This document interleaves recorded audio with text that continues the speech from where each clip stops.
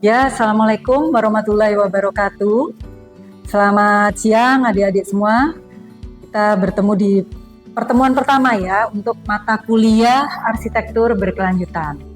Sebelumnya perkenalkan, nama saya Tisa Enyelia. Saya dosen pengampu dari mata kuliah arsitektur berkelanjutan di Prodi Arsitektur Fakultas Teknik Universitas Merdeka Surabaya.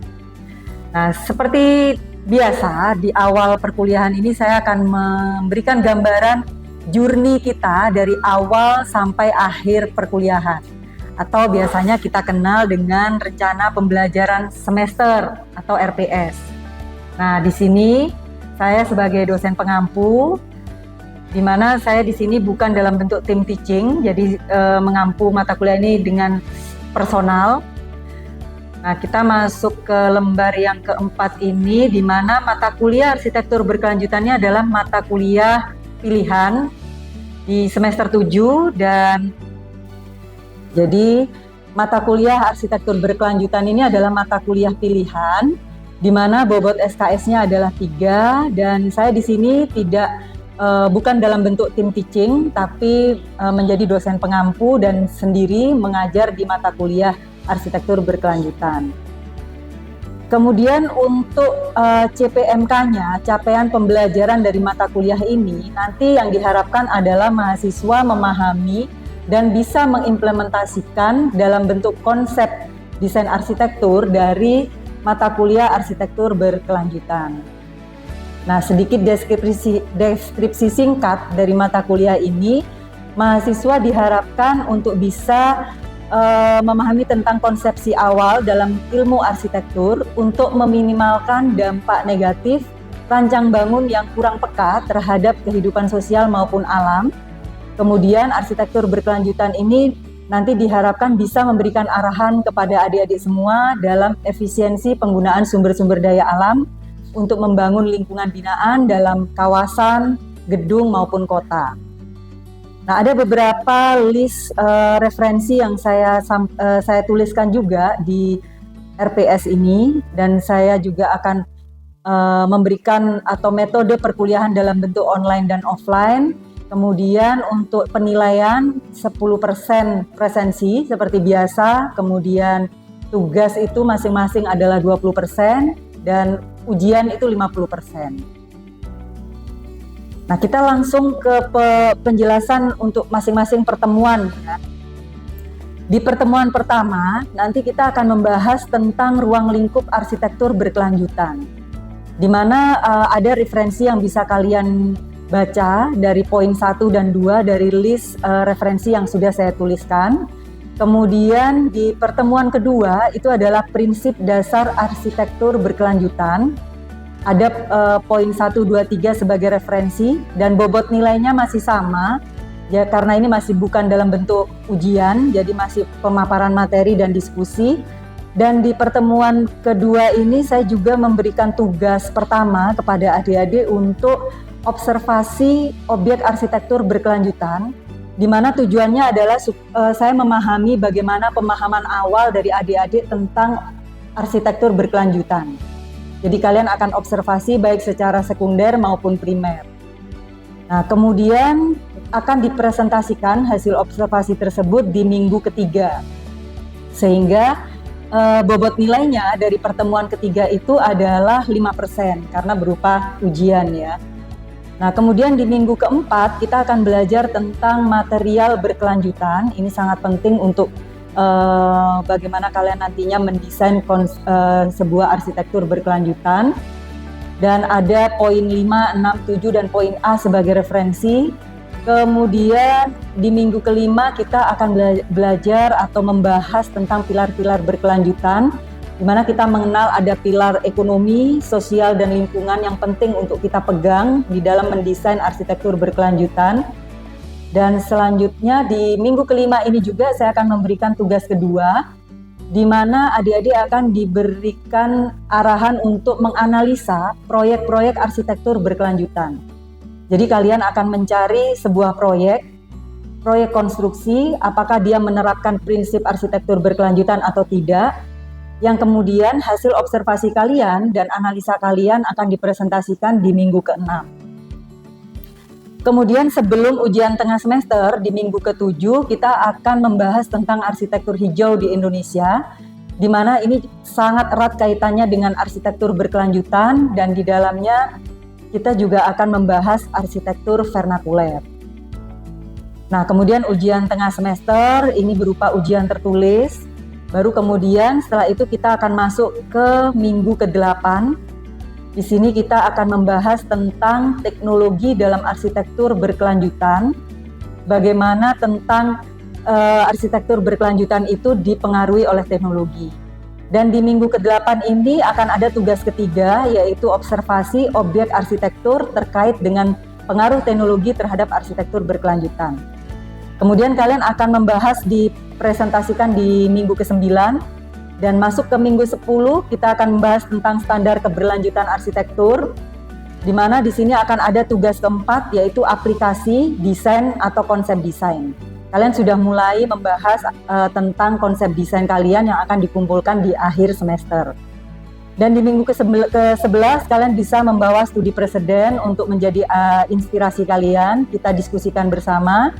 Dan minggu ke-12 ada site visit, kalian saya persilahkan untuk mengunjungi lahan yang dipilih sebagai pendukung untuk konsep desain kalian.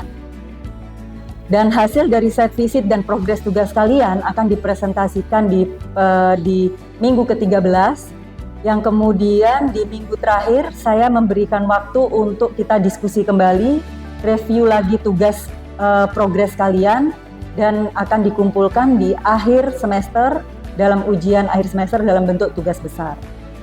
Nah, itu sedikit gambaran ya tentang journey kita selama dari awal sampai akhir semester. Itu saja dari saya, kita akan melanjutkan ke perkuliahan di pertemuan pertama ini. Terima kasih. Ya, selamat siang adik-adik semua. Oke, setelah penjelasan RPS tadi, kita lanjut ke mata kuliah di pertemuan pertama ini ya. Untuk pertemuan pertama ini, mata kuliahnya atau materi yang akan saya berikan adalah ruang lingkup tentang arsitektur berkelanjutan. Nah, kita masuk di slide yang pertama. Di sini ada arsitektur berkelanjutan, di mana latar belakangnya adalah kenapa terjadinya arsitektur berkelanjutan dilatar belakangi oleh sustainable development. Nah, alasannya kenapa kok dilatar belakangi oleh sustainable development? Kita akan melihat di sini tujuan dari sustainable development itu sendiri. Ada 17 tujuan dari sustainable development. Arsitektur berkelanjutan itu ada hubungannya dengan poin 11, yaitu sustainable cities and communities. Jadi arsitektur sebagai lingkungan binaan maupun gedung itu sangat berkaitan erat dengan yang ada di poin 11, yaitu bagaimana kita menciptakan sebuah kota dan masyarakat di mana di dalamnya itu ada bangunan gedung. Nah, selain berhubungan dengan poin 11, sebenarnya kaitannya dengan tujuan-tujuan yang lain dari sustainable development itu sangat erat.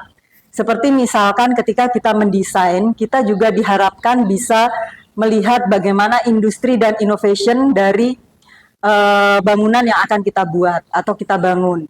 Dan bagaimana kita menciptakan clean water and sanitation-nya. Bagaimana kita menciptakan air bersih, sanitasi yang bersih, seperti itu. Juga bagaimana kita menciptakan sebuah energi yang efisien. Itu yang sangat erat kaitannya dengan arsitektur berkelanjutan. Makanya kenapa latar belakang dari arsitektur berkelanjutan adalah sustainable development. Nah, sekarang kita membahas tentang arsitektur berkelanjutan ya. Arsitektur berkelanjutan itu apa gitu ya? Mungkin dari sini kita bisa melihat bahwa arsitektur berkelanjutan merupakan respon dari adanya pembangunan berkelanjutan. Yang harus kita pegang adalah 3 poin ini. Yang pertama adalah kita harus bisa mendesain atau mewujudkan arsitektur minim penggunaan sumber daya alam. Kemudian kita juga harus bisa mendesain atau mewujudkan arsitektur yang minim dampak negatif terhadap alam. Dan yang terakhir adalah minim dampak negatif terhadap lingkungan hidup manusianya sendiri. Atau kita juga harus berpikir bahwa jangan sampai ada dampak sosial yang terjadi ketika kita mendesain atau membangun sebuah gedung seperti itu. Nah, kita lanjut di slide ketiga. Di sini ada sustainable architecture.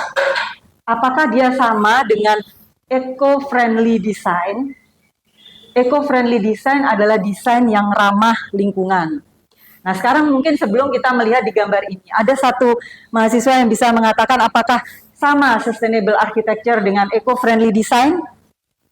Kalau dari pemahaman kalian di awal ini, apakah itu sama atau ada perbedaan? Atau mungkin bukan, Bu? Gitu. Gimana menurut kalian? Mungkin Safa? Sama atau enggak? Beda ya. Oke, saya tampung ya, tapi nggak apa-apa. Ini pemahaman awal kalian tentang arsitektur berkelanjutan. Sustainable architecture atau arsitektur berkelanjutan itu apakah sama dengan eco-friendly design? Sebenarnya erat sekali kaitannya. Karena desain yang diharapkan dari eco-friendly design adalah desain yang ramah lingkungan. Jadi arsitektur berkelanjutan adalah arsitektur yang ramah lingkungan. Nah, di sini kita bisa melihat bagaimana kita menciptakan rumah yang juga friendly dengan lingkungan, ramah lingkungan. Kita harus melihat bagaimana adanya reuse atau penggunaan kembali bahan-bahan yang ada di sekitar kita, baik ketika proses membangun ataupun dalam menjalankan atau menjalani kehidupan di dalam bangunan itu sendiri. Kemudian kita juga harus melihat prinsip-prinsip green architecture-nya sendiri.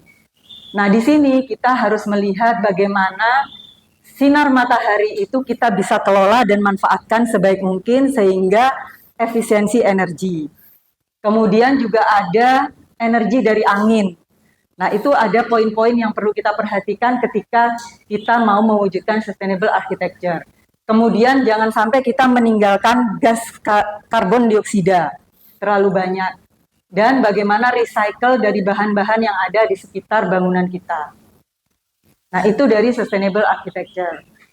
Nah, kemudian arsitek di sini berperan penting dalam mewujudkan arsitektur berkelanjutan. Karena kita subjeknya, kita yang berperan di situ apakah itu akan berkelanjutan atau enggak dari desain kita. Nah, beberapa negara itu sudah banyak yang menerapkan bagaimana si arsiteknya punya sertifikasi green architecture gitu ya, untuk bisa berpraktek. Nah, salah satunya adalah di Scotland, yaitu The Royal Incorporation of Architects. Kemudian ada juga di British, di United Kingdom. Nah, di Indonesia juga sudah mulai merangkak ke sana. Nah, kita lanjut. Sustainable development itu apa gitu ya? Kalau tadi sustainable architecture, sekarang kita berbicara tentang sustainable development. Sustainable development atau pembangunan yang berkelanjutan yang melatar belakangi tadi dari arsitektur berkelanjutan itu adalah bagaimana kita melangkah mendesain itu, kita melihat pendekatan bertumbuh dan berkembangnya proses pembangunan maupun manusia yang ada adalah dengan memegang prinsip mengelola apa yang ada saat ini, tapi kita tidak mengabaikan kebutuhan generasi yang selanjutnya. Jadi apa yang kita gunakan sekarang jangan kita habis-habisin. Kita perlu ingat bahwa ada generasi selanjutnya yang akan perlu dengan apa yang ada di alam sekarang ini. Nah, sejarah dari sustainable development sendiri, kalau kita ingin mengetahui ya, sebenarnya latar belakangnya adalah dari konferensi di Stockholm di Swedia tahun 1972, di mana di situ ada berfokus pada manusia dan interaksinya dengan lingkungan. Sehingga muncullah keputusan akhir menyatakan bahwa tanggal 5 Juni sebagai Hari Lingkungan Hidup Sedunia. Nah, permasalahan yang ada saat itu sehingga muncul konferensi ini adalah Eropa dilanda kabut asap. Jadi kondisi lingkungan yang benar-benar waktu itu ya hampir sama ya, sampai sama dengan sekarang lah ya, mulai ada bencana-bencana alam kayak gitu. Nah, kemudian wabah penyakit Minamata di Jepang. Kemudian ada juga pembakaran hutan di mana-mana tahun 1960. Dan limbah industri yang tidak dikelola dengan baik. Nah, ini yang kemudian muncul konferensi, yang mana dampak dari ini semua adalah terjadinya kemiskinan dan ketidakadilan sosial. Nah, sebenarnya latar belakang dari sustainable development itu ini, yang kemudian berkembang kepada konsentrasinya kepada lingkungan dan semua bidang yang ada di infrastruktur ya, di dalam pembangunan.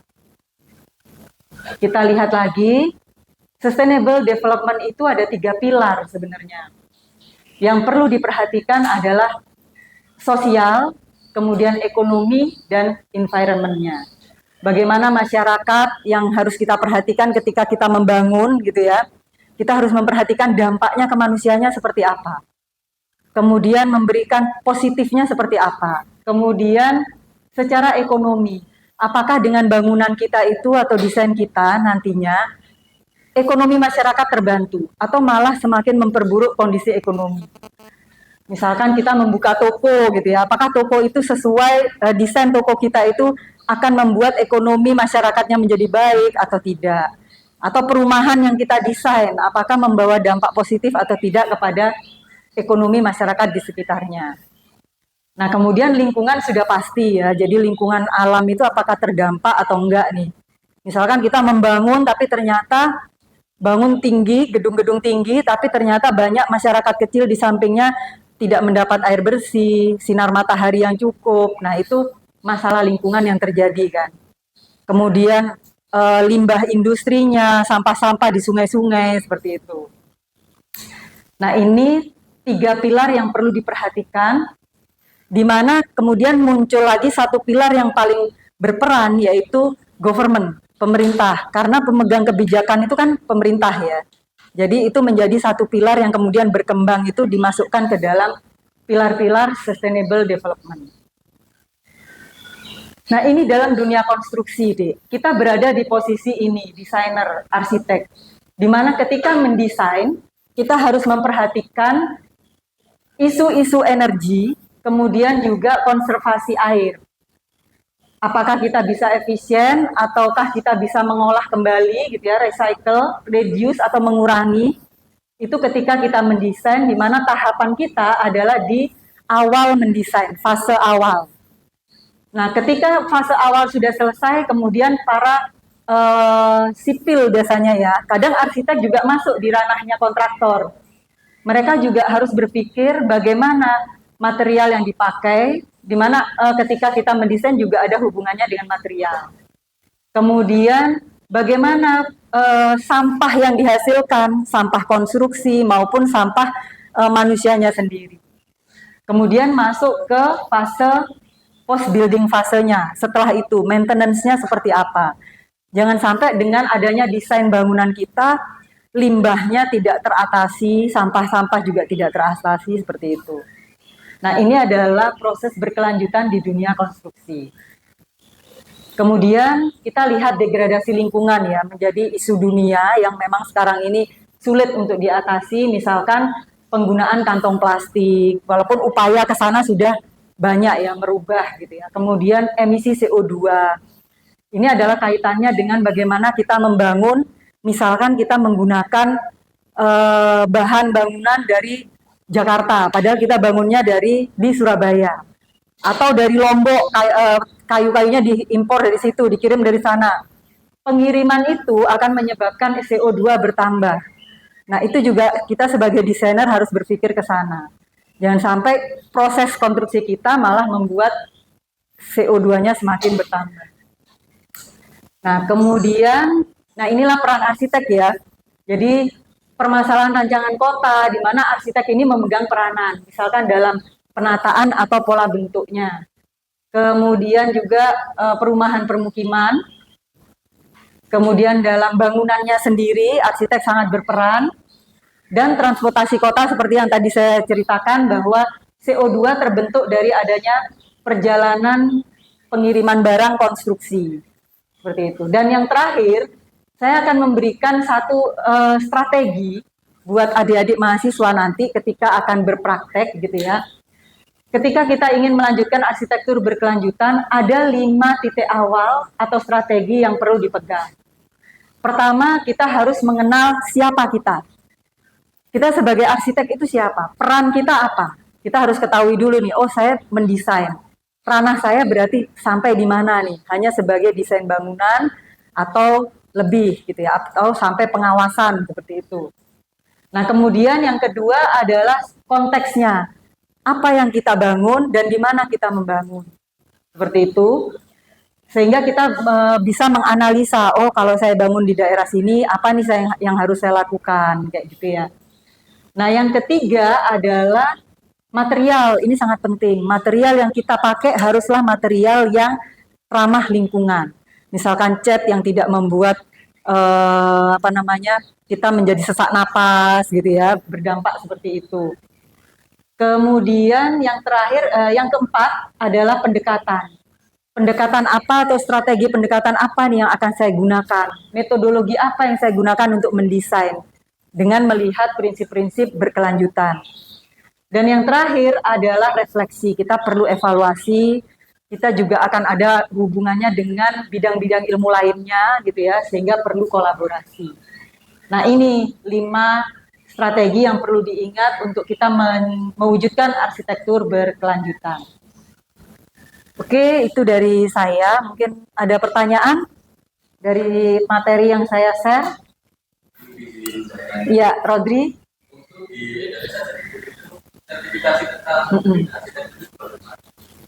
Ya, seperti yang saya share tadi ya. Saya juga nggak begitu hafal nama-namanya karena beberapa banyak lembaga yang mengeluarkan sertifikasi untuk arsitek supaya dia memiliki sertifikasi Green Architecture. Yang paling dikenal di Indonesia itu adalah GBCI, Green Building Council Indonesia. Nah, itu dia yang mengeluarkan Green SIP, sertifikasi Green SIP. Di sana kalian akan dapat standar apakah satu gedung itu memiliki standar berkelanjutan. Dari airnya yang digunakan, listriknya yang digunakan, atau mungkin dari material yang dipakai kayak gitu. Nah, di situ ada. Nah, kalau arsitek ingin dapat sertifikasi itu bergabung kepada GBCI kalau di Indonesia. Selain itu juga saya pernah dengar ada IFC apa gitu ya, itu finance dikeluarkan oleh Bank Dunia. Nah, itu di bawah Bank Dunia untuk perkembangan pasar dunia juga sih, pasar perdagangan dunia. Kemudian ada juga yang namanya LEED. Kalau yang Amerika punya itu LEED, sedangkan kalau yang Australia itu kalau nggak salah NABERS apa gitu, NABERS itu mereka juga mengeluarkan sertifikasi seperti itu. Nah, kayak gitu deh. Ada lagi? Oh, Rodri udah ya? Oke. Nah.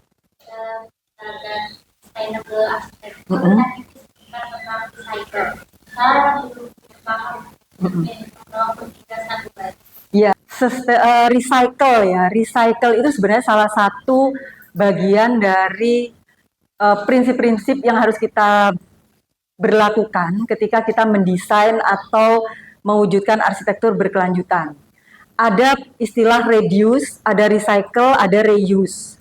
Jadi kalau reduce, kita mengurangi bagaimana caranya kita mengurangi penggunaan air misalnya untuk efisiensi energi atau untuk konservasi air.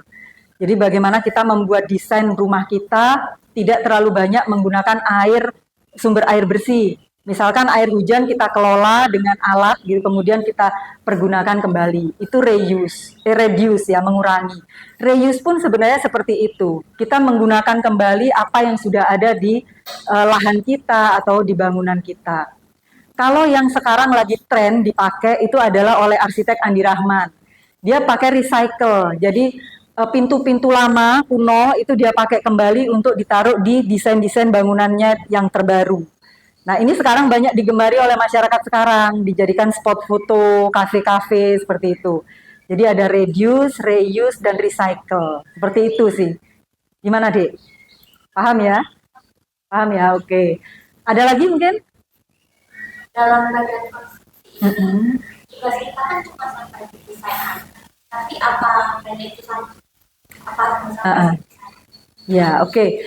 Nah, ini memang penting ya untuk kita perhatikan.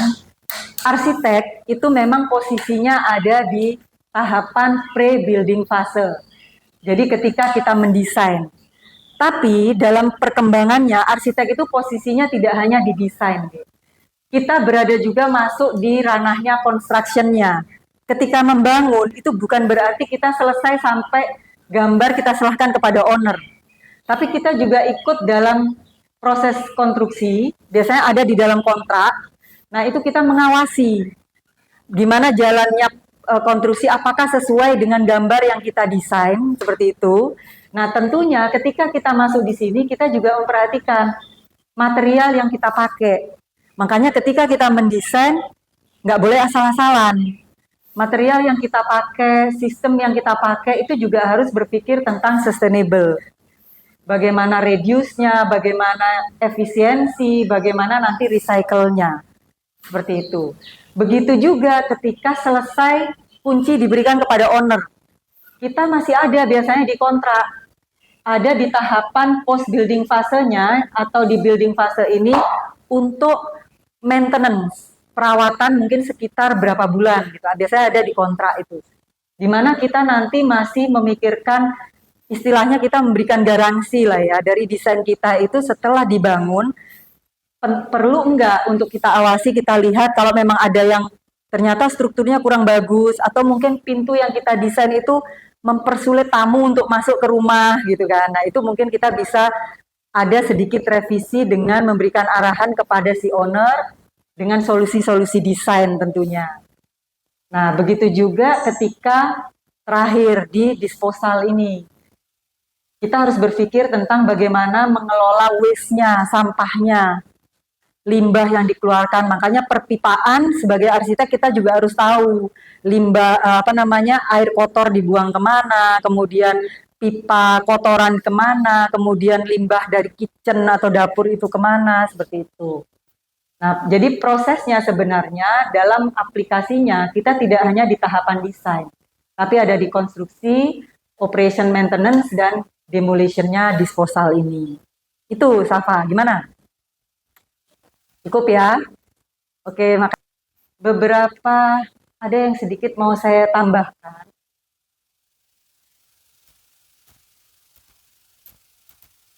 Permasalahan kita ini arsitek. Biasanya mungkin adik-adik melihat bahwa kita ini banyak bersinggungan dengan bangunan. Kok tiba-tiba di sini ada rancang kota, Bu? Kan gitu.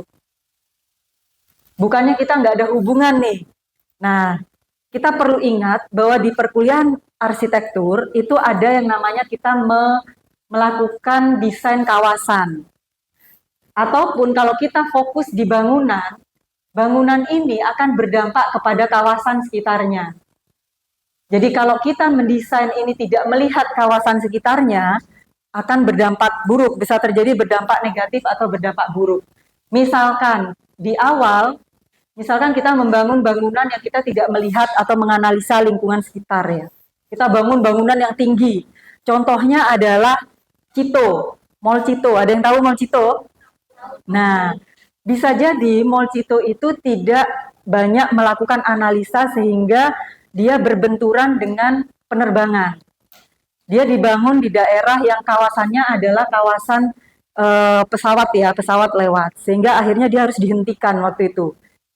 Dan sampai sekarang akhirnya bermasalah kan. Karena ketinggian bangunannya itu melebihi ketinggian prasyarat kawasan bandara. Nah, begitu juga dengan bangunan yang kita desain, misalkan seperti ini. Kita terlalu tinggi, sehingga berdampak ke bangunan di sekitarnya ternyata bangunan perumahan. Nah, akhirnya ada beberapa bagian perumahan yang tertutupi dari sinar matahari, sehingga tercipta gang-gang yang sempit dan gelap. Nah, itu akan menimbulkan masalah sosial, kriminal di situ, sampah seperti itu ya. Nah, itulah makanya kita juga berperan penting di dalam penataan kawasan seperti itu.